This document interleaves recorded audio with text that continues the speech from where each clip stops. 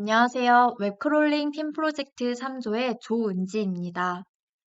저희 조는 뉴스 주요 키워드와 기사량을 분석할 수 있는 프로그램을 제작했습니다.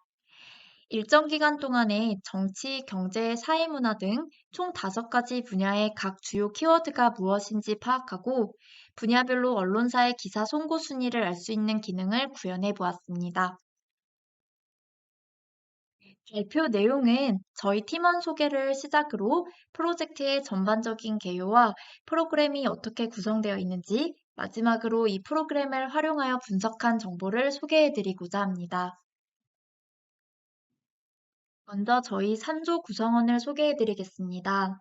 데이터 사이언스 인공지능과의 김재현, 이명재, 그리고 조은지로 구성되어 있으며 각자 주요 파트 부분은 오른쪽에서 확인하실 수 있습니다.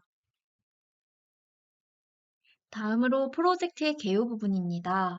일반적으로 뉴스는 정치, 경제, 사회, 생활문화, 세계, IT 이렇게 크게 5가지의 분야로 나눌 수 있는데요. 일정 기간 동안 각 분야별 주요 키워드를 알 수 있다면 보다 쉽게 우리 주변에서 일어나는 주요 이슈들을 파악할 수 있을 거라 생각됩니다. 아울러 분야별로 각 언론사의 기사 생산량을 통해 언론사의 성격을 파악한다면 여러 시각의 기사를 읽는데 유용한 정보가 될 것으로 생각되어 뉴스 크롤링을 프로젝트 주제로 선정했습니다. 많이들 이용하시는 네이버 뉴스에서 분야별 기사 제목과 언론사 정보를 크롤링하여 기사 송고량 순위를 분석하고 주요 키워드를 워드 클라우드로 표현하는 프로그램을 준비했습니다.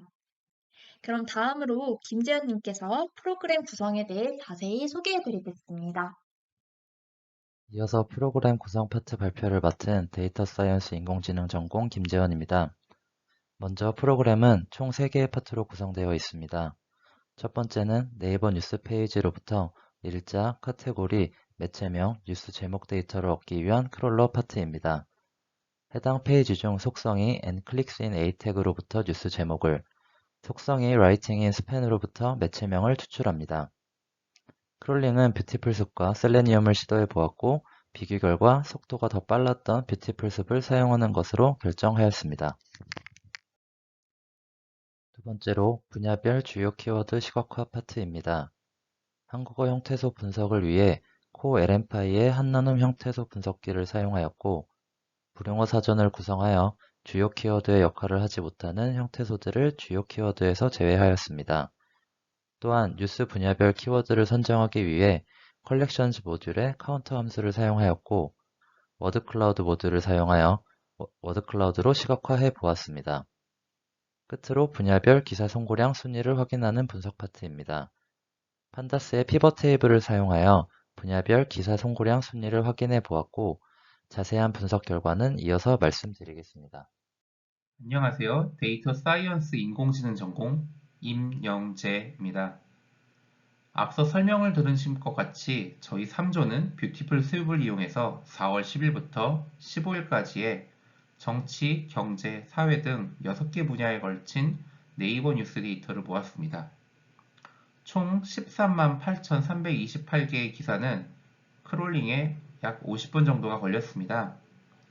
수집된 기사 제목 데이터는 KONLPY를 이용해서 명사 분석을 시행했고요. 워드 클라우드로 시각화를 진행했습니다. 분야와 언론사별로 기사량을 집계해서 각 분야별로 어느 언론사가 유독 기사를 많이 생산했는지를 알아봤습니다.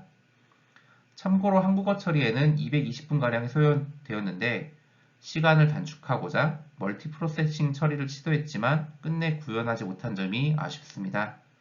이어 각 분야별로도 좀 더 자세히 살펴보겠습니다. 정치 분야에서는 2만 7천여 개의 기사가 생산되었습니다. 이 중에서는 한동훈 법무부 장관 후보자와 국회에서의 검찰 수사권 조정 이슈가 크게 다뤄졌습니다. 뉴스통신사라 불리는 일종의 뉴스기사 도매 업체인 뉴시스, 연합뉴스, 뉴스원을 제외하고는 경제 분야 인터넷 신문인 이데일리가 가장 많은 기사량을 차지했습니다. 2만 8천여 건의 기사가 송고된 경제 분야에서는 일론 머스크가 트위터의 최대 주주가 되었다는 기사가 국내에서도 크게 다뤄졌습니다. 정치와 마찬가지로 2대1 리가 뉴스 통신사를 이어 가장 많은 기사를 생산했습니다. 전체 13만 8천여 개의 기사 중 3분의 1 이상을 차지했던 사회 분야에서는 살인사건 용의자인 이은혜와 조윤수에 대한 기사와 함께 정치 분야 핫 이슈였던 검찰 수사권 조정이 주요 사안으로 확인되었습니다. 뉴스통신사를 제외하고는 KBS의 기사 비중이 제일 높았습니다. 생활문화에서는 8천여 건의 기사가 작성되었습니다. 세계적으로 권위 있는 문학상인 영국의 부커상 인터내셔널 부분의 후보로 우리나라 정보라 작가의 SF 호러 판타지 소설 저주토끼가 선정되었다는 기사가 눈에 들어왔는데요. 수상 결과는 5월 26일에 발표된다고 합니다. 참고로 한강 작가의 채식주의자가 2016년에 같은 상을 수상했다고 합니다. 이 분야에서는 매일경제가 통신사 다음으로 제일 많은 기사를 내보냈습니다.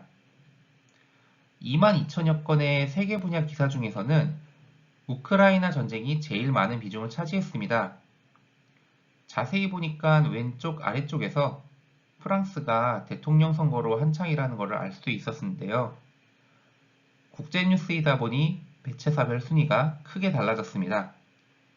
기사의 70%가 통신사의 기사였으며 연합뉴스와 제휴된 AP와 EPA 등 외신 매체가 상위 순위를 차지했습니다. 마지막으로 IT, 과학 분야에서는 5천여 건의 뉴스 기사를 확인할 수 있었습니다. 압도적으로 돋보이는 이슈는 있지 않은 상황에서 개인적으로는 위믹스 코인에 대한 기사가 눈길을 끌었습니다. 분야가 분야이다 보니 전문 매체가 강세를 보였습니다. 지디넷과 전자신문, 디지털 데일리 등의 IT 전문 매체가 기사량 비중 상위 3순위를 차지했습니다. 이와 같이 저희조는 웹 크롤링을 통해서 국내 언론사가 주요하게 다룬 뉴스 기사를 살펴보았습니다. 저희 예상보다는 추출과 분석에 시간이 오래 걸려가지고 빅데이터에는 역시 컴퓨팅 파워가 많이 든다는 것을 다시 한번 확인할 수 있었습니다. 이번에는 특정 기간에 한정해 분석을 시행했지만 최적화된 프로그램과 병렬 처리, 그리고 좋은 장비를 마련해서 월간, 연간 비교 분석이 가능하겠다는 생각이 들었습니다. 이상 3조의 뉴스 분야별 주요 키워드 및 기사 송고량 분석 발표를 마치겠습니다. 감사합니다.